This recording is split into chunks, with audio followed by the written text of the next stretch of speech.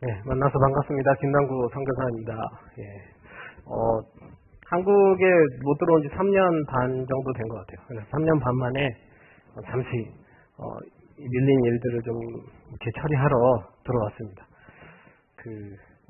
원래 같으면은 몰래 지원해 주시는 교회를 몰래 들어와서 그냥 쭉 쉬고 그냥 들어가려고 그럴 마음이었었거든요. 근데 교인들이 오랜만에 들어간다고 하시니까 지원해주는 교회들의 이제 오미약이라고 하죠. 그 기념품 같은 것도 챙겨주시고 감사장을 주시고 그러셔가지고 어쩔 수 없이 또 연락을 드려가지고 여기 또 방문하게 됐습니다. 여러분들 만나뵙게 돼서 너무나 기쁘고 감사드립니다. 제가 한국어가 그렇게 어눌하지는 않습니다. 그런데 일본 가서 일본어만 쓰다 보니까 일본어는 잘 못하는데 한국어가 이렇게 떨어져요. 그래가지고 일본어도 잘 못하고 한국어도 잘 못하는 그런 상황이 되어가고 있습니다. 그래도 감사하면서 잘 즐겁게 생각하고 있습니다. 제가 있는 이 교회는 일본 기독교단이라는 교단에 속해 있는 교회입니다. 일본 기독교단 하면은 뭔가 이렇게 이름이 되게 거창해서 일본 전체 교회들 이런 느낌을 받으실지도 모르겠어요. 그런데 일본 안에는 여러 교단들이 우리 한국처럼 많이 있습니다. 천주교도 있고 장로교도 있고 감리교도 있고 순복음교회도 있고 펜테코스테도 있고 조합교회도 있고 여러 가지 교회가 있습니다. 그런데 그 안에서 하나의 교단으로서 일본 기독교단이라는 합동교단이 있습니다. 그 안에는 여러 교단들의 색깔이 같이 섞여 있어요. 여러 전통들을 가지고 있고 자신만의 그 전통을 지키면서 또한 하나의 그리스도의 하나된 몸으로서 또 전도하며 섬기고 있습니다. 이 일본 기독교단이라는 것을 좀 약간 소개를 시켜드리면 슬픈 역사를 가지고 있어요. 1941년에 전쟁 중이었죠. 물론 우리는 일제치하에 있었고요. 그때 이렇게 전체주의 파시즘이 굉장히 강화되면서 나라 안에 있는 종교단체를 관리하기 쉽게 전쟁 하에서 전쟁을 하는데 관리하기 쉽게 모든 이렇게 막 떨어져 있는 교단들을 하나로 통합을 시켜버렸습니다. 나라가 강제적으로. 그렇게 해서 그게 1941년에 모든 교단이 하나로 통합이 되었고 그것이 일본 기독교단의 시초였어요. 물론 나라가 교회들을 하나로 통합을 시켜버렸기 때문에 이 교회는 나라의 그 정책에 부역할 수밖에 없었습니다. 그런 전체주의적인 것 그리고 전체 제국주의적인 것 그런 것들을 다 받아들이면서 그런 슬픈 역사를 가지고 시작하게 되었던 것이죠. 그래서 전쟁이 끝난 후에 45년 해방이 된 이후에 그 일본 기독교단도 해방이 되었습니다. 국가의 통제로부터 해방이 되게 되었습니다. 그래서 그 안에 모여있던 여러 교단들 그리고 교회들이 이 통합된 교회에서 나가서 독립적으로 다시 자신들의 교회를 세우고 다시 자신들의 교단을 재정비하고 세우면서 그렇게 분리가 되어 나가게 되었습니다. 그런데 그 가운데서도 이 일본 기독교단이라는 공동교회, 그리스도의 몸으로서 하나된 교회, 이 공동교회의 뜻을 좋은 뜻이다라고 생각한 교회들이 많이 있었어요. 그래서 그 교회에 여전히 남아있는 교회들이 있고 이 일본 기독교단은 계속 유지되게 되었습니다. 그러다가 1967년에 자신들이 전쟁 범죄와 전쟁에 부역한 것들 그리고 하나님 앞에서 그런 죄를 지은 것들을 공개적으로 사죄하고 1968년 일본 기독교단 신앙고백이라는 공동의 신앙고백을 하게 됩니다. 발표하게 됩니다. 그래서 이 일본 기독교단 신앙고백을 중심으로 모인 공동의 하나의 교단이 된 거예요. 그래서 이 교단이 일본 기독교단이고 일본 안에서 가장 큰 교단이 되었습니다. 현재 2020년 기준으로 1666교회가 이 교단 안에 있습니다. 일본 전국에 있고요. 전체 교인으로 볼 수 있는 교인은 16만 1103명이 됩니다. 그리고 현주 배찬 회원이라고 해서 어른이면서 세례를 받았고 그 교회의 교회원으로서 정식으로 등록된 사람의 수가 75,087명입니다. 그리고 그 안에서 교사 그러니까 목회자죠. 일본에서는 한국의 목회자를 교사라고 부릅니다. 전도사, 목사 다 합쳐서 1931명이 심우하고 있습니다. 그렇게 해서 그리고 2020년 평균 예배 출석 인수는 48,219명이 출석하고 있습니다. 이런 상황이에요. 그래서 일본 전국에 이 정도의 일본 기독교단의 교인들이 있습니다. 그리고 그 안에서 여러 교구가 나눠져 있는데 도쿄 교구라는 교구가 있어요. 도쿄는 여러분들이 잘 아시는 그 도쿄가 맞고요. 그리고 그 도쿄 바로 옆에 붙어있는 치바라는 곳이 있습니다. 이 도쿄 교구는 굉장히 커서 5개의 지구로 또 나눠져 있어요. 그 중에 하나가 바로 옆에 붙어있는 치바 지구입니다. 슬라이드 좀 보여주시죠. 저 일본 지도에 저 빨간색으로 이렇게 테두리 쳐져 있는 저곳이 치바현입니다.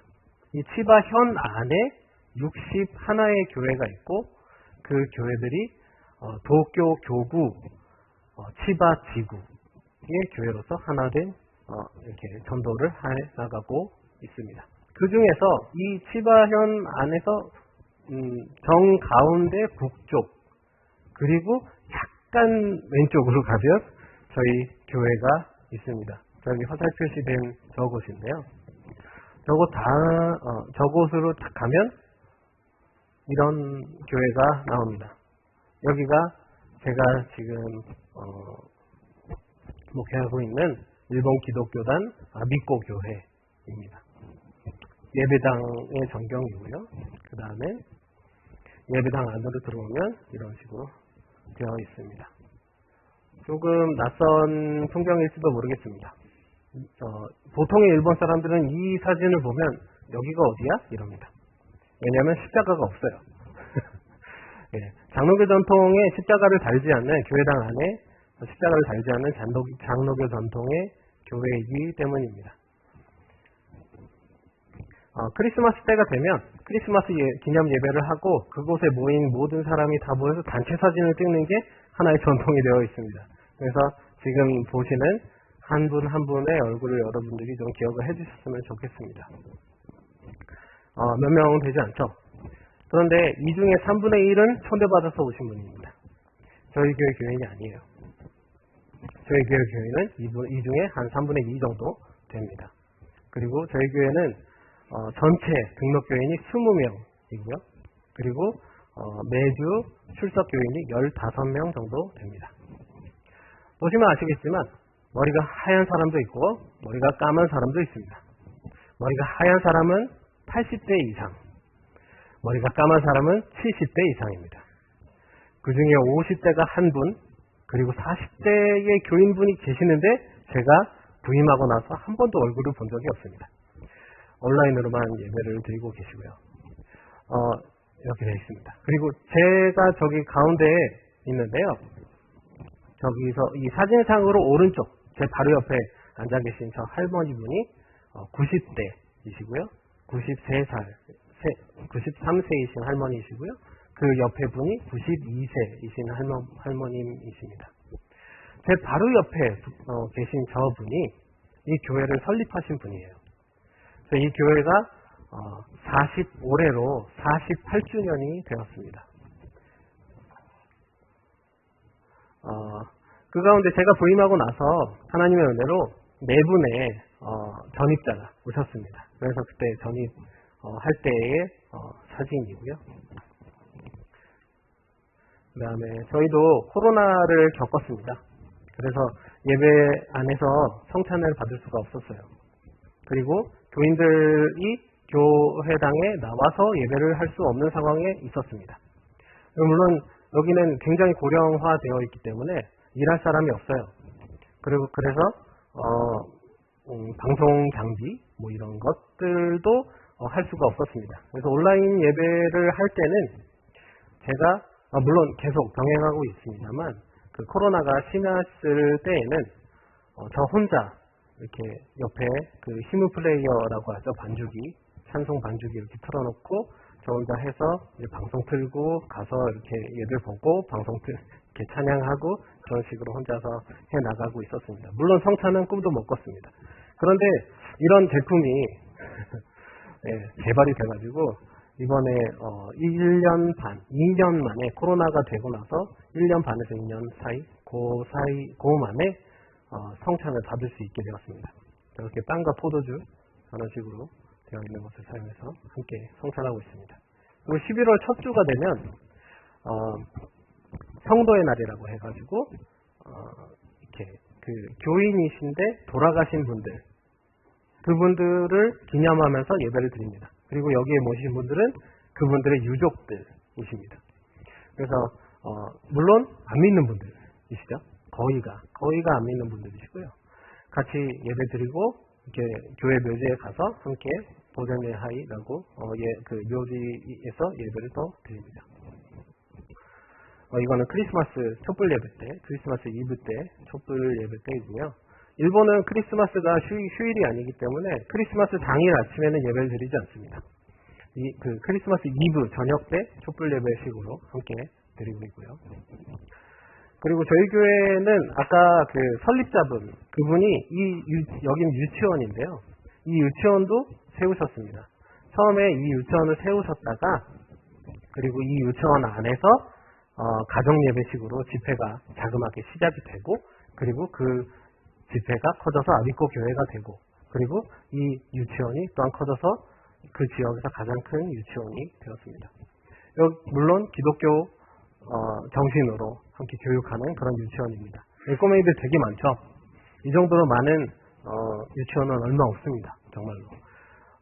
그리고 다들 이렇게 손을 모으고 이러고 있잖아요. 그냥 이렇게 손을 모으고 얌전히 있는 것이 아니고 기도하고 있는 겁니다. 기도도 시키고 찬송도 시키고 예배 때는 이렇게 2명 당번이 십자가 들고 가서 앞에다 십자가를 걸고 그리고 이렇게 때마다 이렇게 목사님들 초청하고 또 선생님들이 나와서 또 말씀을 가르치고 그렇게 하고 있습니다. 그 말씀을 가르치는 그 선생님들도 크리스찬은 아니에요. 그런데 말씀을 가르치고 있죠.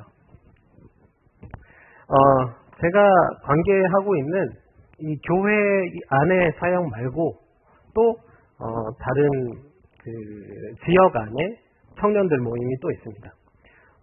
교회 안에 청년이 1명이나 2명 있으면 되게 많은 거거든요. 그래서 그 교회 자체만으로는 무언가를 할 수가 없습니다. 그래서 다른 교회들과 함께 이제 섞여서 함께 이렇게 수양회도 하고 그런 식으로 하고 있습니다. 그래서 이번에 정말 오랜만에 2년 반 만에 오프라인으로 모여서 수양회를 가졌습니다. 이거는 치바 지구 청년부 모임입니다. 그리고 아까 말씀드렸다시피 교단이 굉장히 여러 교단의 그 색깔들이 모여 있다고 했잖아요. 전통들이. 그래서 이 안에도 감리교회 전통의 교회들이 많습니다. 그래서 이 감리교회 전통을 가진 교회들이 모여서 또 하나의 모임을 가지고 있어요. 그것이 갱신전도회라는 모임인데요. 그 안에서 청년들이 또 있습니다. 그래서 그 청년들 모임이 이것이고요. 저도 함께 들어가서 매달 한 번씩 모여서 홀리클럽이라고 이제 말씀을 읽고 함께 기도하는 그런 모임을 가지고 있습니다. 그리고 때마다 세미나도 하고 실현회도 갖고 그러면서 지내고 있습니다. 여기 모리시타 시게로 목사님도 계시니까 잘 찾아보시면 있습니다. 미국인도 한 명 있고요.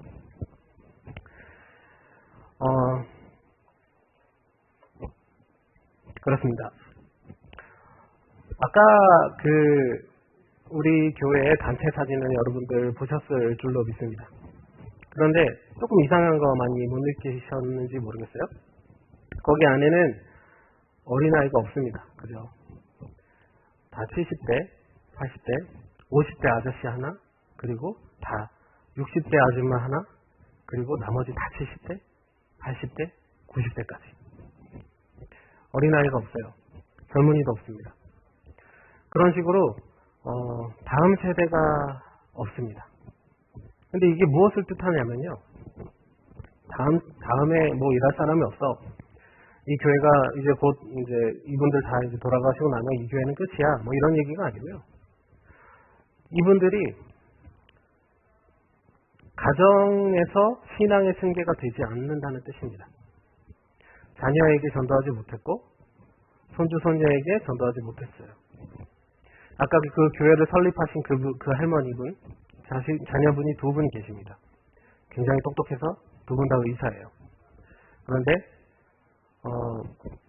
그런데 기독교를 싫어합니다. 그렇게 많이 헌신하고 그렇게 많이 이렇게 주님의 이름을 위해서 2분 다 그 부부가 의사시거든요. 남편분이 평생을 필리핀 의료 선교로 목숨을 바치셨어요. 그리고 아내분은 교회도 세우고 유치원도 세우고 여러 가지 주님의 이름을 위해서 일을 많이 하셨습니다. 그런데 자녀들은 기독교가 싫습니다. 자기들은 우리 집은 불교야 라면서 네, 그러고 계시죠. 다른 분들도 마찬가지예요. 전도가 되지 않습니다. 신앙의 승계가 되지 않습니다. 그런 슬픈 상황이 현실이에요. 일단 말씀으로 좀 돌아가서 보도록 하겠습니다. 이 씨를 뿌리는 비유, 여러분들이 너무나 잘 알고 계시는 비유죠. 뭐 이렇게 말씀에 해설이 붙어 있다는 것, 그런 말씀이 얼마 없기 때문에 예수님이 직접 해설도 해주신 그런 말씀입니다. 그런데 이 말씀을 읽으실 때 살짝 위화감 같은 것을 느끼셨을지도 모르겠습니다. 왜냐하면 이 말씀이 이렇게 쓰여 있지 않기 때문이에요. 어떤 씨는 돌밭에 이렇게 쓰여 있기 때문이에요. 어떤 씨는 돌밭에, 어떤 씨는 길가에, 어떤 씨는 가시밭에, 어떤 씨는 좋은 밭에 떨어졌다 라고 써 있기 때문입니다. 조금 이상하지 않으시는가요? 농부가 씨를 뿌리러 나갔어요. 왜 씨를 뿌리나요? 좋은 밭에 씨를 뿌리러 나가는 겁니다. 그렇죠? 그렇다면 이렇게 쓰여져 있어야 우리의 상식에 맞습니다. 좋은 밭에 씨를 뿌리기 위해서 이 농부가 씨를 가지고 나갔다.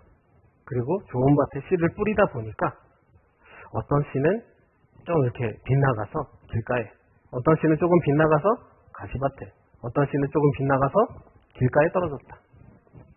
이런 식으로 쓰여 있어야 우리의 상식에 맞습니다. 그리고 좋은 밭에 떨어진 씨는 좋은 열매를 맺었다. 그런데 그렇게 쓰여 있지 않습니다. 동등해요. 어떤 씨는 가시밭에, 어떤 씨는 길가에, 어떤 씨는 좋은 밭에, 어떤 씨는 돌밭에 떨어졌다. 마치 이 사람이 가진 밭이라는 것, 이 밭이 길가, 가시밭, 돌밭, 좋은 땅, 이것들이 다 섞여 있는 밭인 것 같습니다. 마치 그런 인상을 받아요. 씨라는 건 굉장히 귀한 겁니다. 여러분들도 아시다시피 저희 아버지가 농사를 지으시기 때문에 씨의 귀중함을 저는 압니다. 요즘에는 현대사회에는 씨를 종자회사가 만들고 그 씨를 팔죠. 그리고 그 씨를 사와서 심습니다. 그래서 돈만 주면 그 씨를 가질 수 있어요. 그런데 이 고대 사회에서는 씨를 살 수 있는 곳이 없습니다. 씨를 만들어야 돼요. 어떻게 만드느냐? 좋은 농작물이 있어야 됩니다. 한 해의 농사를 짓고, 그리고 이 지어진 이 농작물에서 가장 좋은 것을 선별합니다. 그 안에서 가장 좋은 것을 선별해요. 그리고 그것을 씨앗으로 만듭니다. 다음 해에도 그 중에서 가장 좋은 것을 골라서 씨를 만드는 이유는 그 다음 해에도 그 가장 좋은 열매가 맺어지길 바라기 때문이겠죠. 아무리 흉년이 나도, 아무리 먹을 것이 없어도 농부는 이 씨를 먹지 않습니다. 이 씨도 먹는 거니까요. 곡물이잖아요. 그런데 흉년이 나서 먹을 것이 없고 그날 누가 다 굶어 죽어도 이 씨는 절대 먹지 않습니다. 왜냐하면 다음에 뿌려서 거두어야 되니까. 이 농부의 희망인 거예요. 씨앗은. 씨라는 것은 농부는 그 다음 해 씨앗 희망인 겁니다. 농부가 그 희망을 먹어 없애지 않는 것처럼 똑같이 이 농부는 그 씨앗을 아무데나 뿌리지도 않습니다. 그런 귀한 씨를 지금 우리 본문을 읽은 이 농부는 여기저기다가 막 뿌리고 있는 거예요. 돌밭에도 뿌리고 가지밭에도 뿌리고 길가에도 뿌리고 있습니다. 상식적으로 말이 안 됩니다. 우리 사회가 어떻습니까? 사회 안에서 어떤 목표가 정해졌어요. 그럼 그 목표를 위해서 가장 효율적인 길을 생각하고 선택하죠. 사람을 쓸 때도 물건을 쓸 때도 이건 좀 기능이 안 좋네. 버려요. 이 사람 일을 잘 못하네. 커뮤니케이션이 좀 안 좋네. 놔둡니다. 그리고 더 쉽게 자르고 더 쉽게 그것을 유동적으로 해서 효율을 극대화시키기 위해서 움직이는 것이 이 사회의 시스템이에요. 그런데 이 농부는 그렇게 하지 않습니다. 성경에는 예수님이 그러셨잖아요. 이 농부는 하나님이라고. 그리고 이 농부가 뿌리는 이 씨는 말씀이라고. 그렇게 해석을 해주셨습니다. 그리고 이 농부는 그 귀한 씨앗을 아무데나 뿌리고 있는 겁니다. 오늘 성경 본문에는 정말 아까 씨에는 뿌리는 사람의 희망이 담겨 있다고 했습니다. 그 좋은 씨앗과 같이 좋은 열매가 또 많이 맺히기를 바라는 희망인 거죠. 그런데 길가에도 뿌려요. 가시밭에도 뿌려요. 그런데 이 농부도 농부니까 알잖아요. 거기에 뿌리면 씨 열매가 맺지 않는다는 것을. 그런데 그래도 뿌립니다. 여러분들이 그리고 이 밭은 예수님이 말씀하시기에 우리의 마음이다 라고 말씀하셨습니다. 여러분들 잘 생각해 보세요. 우리의 마음을 잘 들여다보세요. 이제까지 우리 마음이 좋은 밭이었을 때가 얼마나 있었습니까? 우리의 마음이 가시밭일 때가 더 많지 않았습니까? 길가일 때가 더 많았지요. 돌밭일 때가 더 많았습니다. 하나님이 우리가 사는 이 세상처럼 우리가 생각하는 그 상식처럼 그렇게 효율이 좋으신 분이셨다면 우리에게 그 귀한 말씀을 뿌려주지 않으셨을 거예요. 왜냐하면 우리의 마음이 돌밭일 때가 더 많으니까. 길가일 때가 더 많으니까.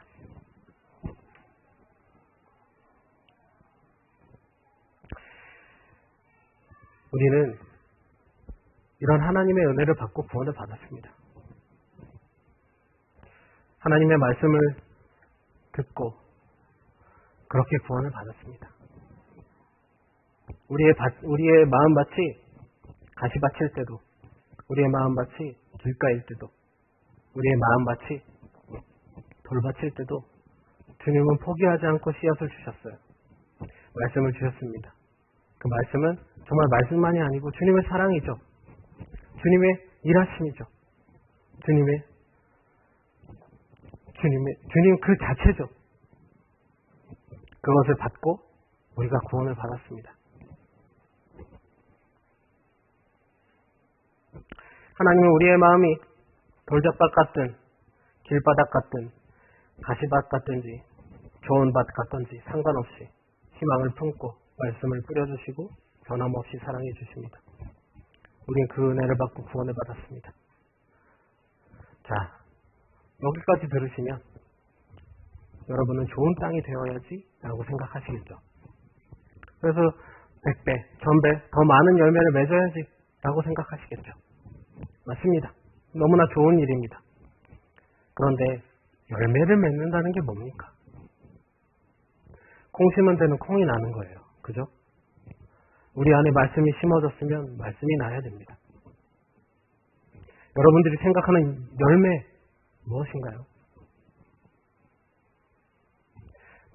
하나님은 좋은 말씀이 나기를 바라면서 우리에게 말씀을 주셨습니다.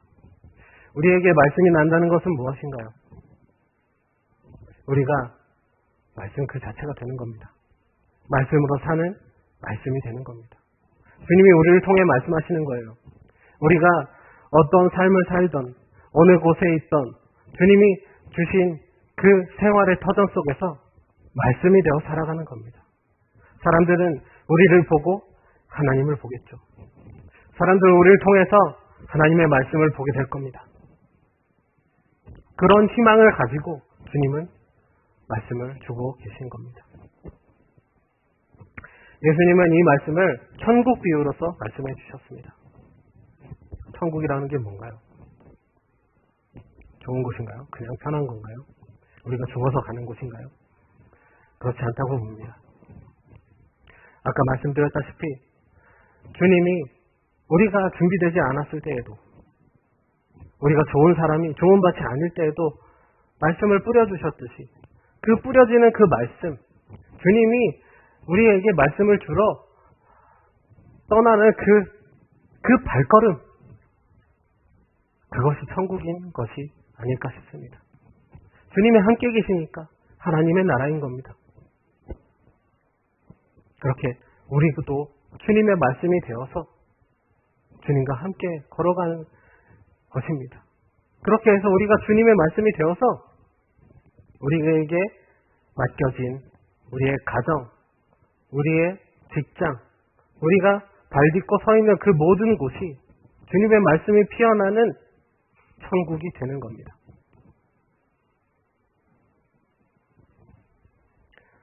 좋은 밭이 되어야 합니다. 맞습니다. 그런데 한 가지 제안 드리고 싶은 것은 우리가 농부가 되었으면 좋겠습니다. 농부는 하나님이시죠. 하나님이 하십니다.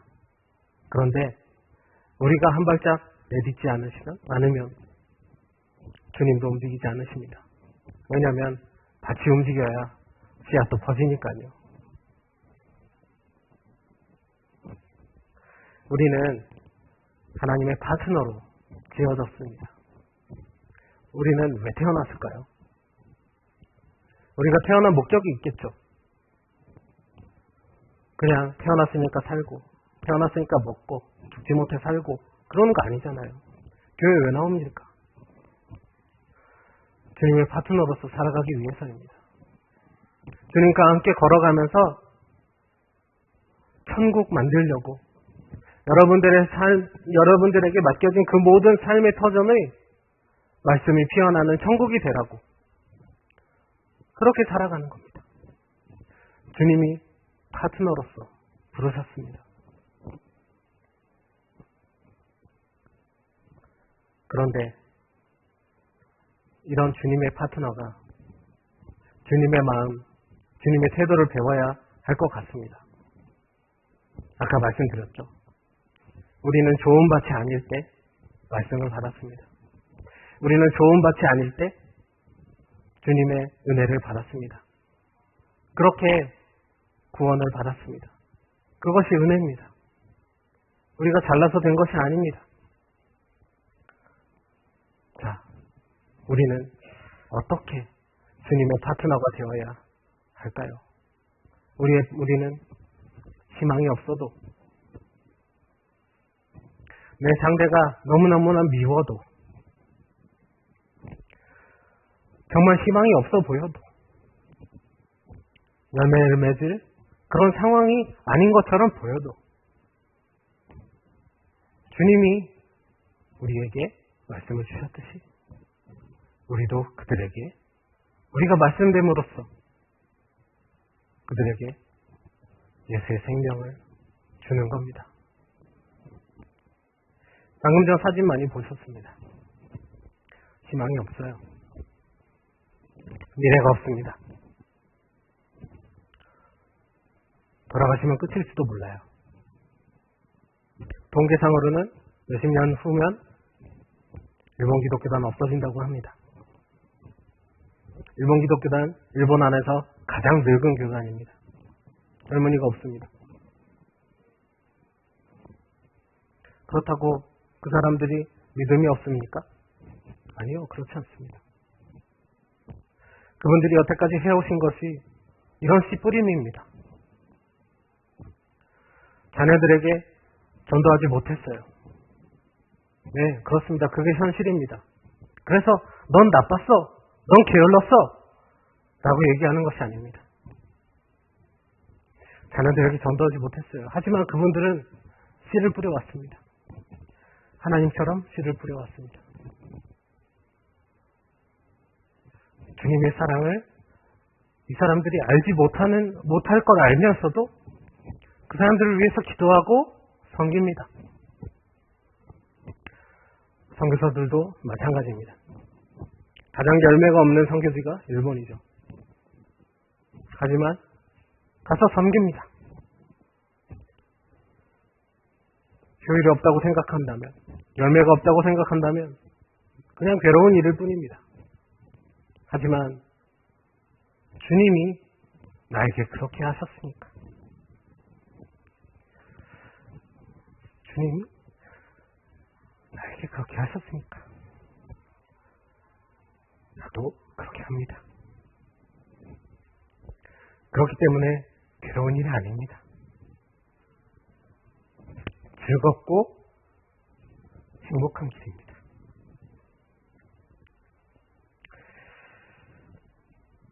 여러분들의 삶의 터전 안에서 만나는 모든 사람은 어떻습니까? 믿을 만한 사람, 좋은 사람, 저 사람이 크리스찬이었으면 좋겠다라고 생각하시죠. 주님의 마음은 그렇지 않습니다. 우리 함께 기도했으면 좋겠습니다.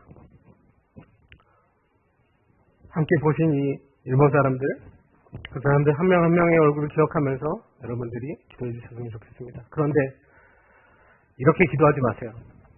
이 사람들 너무 불쌍해요. 그렇게 기도하지 마세요. 이 사람들 열매가 없는 삶입니다. 그렇게 기도하지 마십시오. 우리가 도와줘야지. 이렇게 하면 좀 더 잘 될 텐데. 그렇게 기도하지 마십시오. 이분들은 파트너입니다. 우리가 도와줘야 되는 불쌍한 사람들이 아닙니다. 주님이 우리를 하나로 묶어주셨습니다. 은혜로 우리를 하나로 묶으셨습니다. 우리는 다 그리스도의 몸으로서 다 평등합니다. 이 사람들이 미운 사람이고, 이 사람들이 불쌍한 사람이고, 그렇게 보지 말아주셨으면 좋겠습니다. 함께 일하는 사람입니다. 함께 씨를 뿌리고, 함께 주님의 희망을 그 땅에 퍼뜨리는 사람입니다. 그렇게 기도해 주셨으면 좋겠습니다.